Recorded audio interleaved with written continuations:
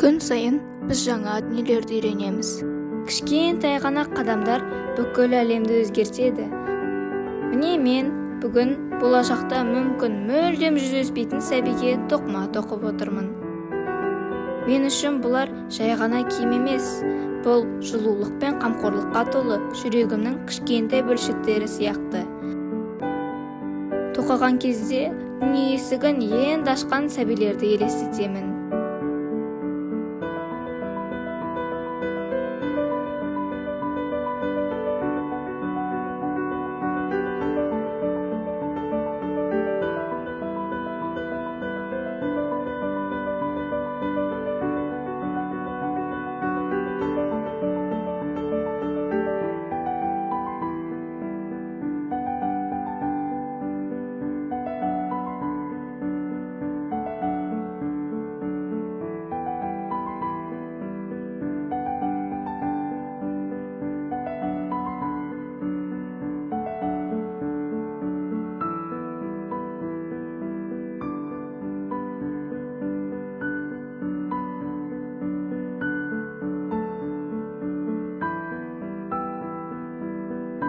Жақсылық жасау ісі әр адамның қолынан келеді дегенге сенемін.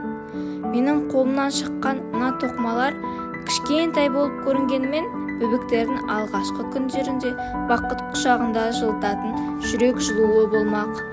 Қоғамға қызмет ету кішкентай істерден құралады. Әлемді жақсылықпен өзгерту біздің қолымызда. Тек керегі қадамдар мен ізгілік.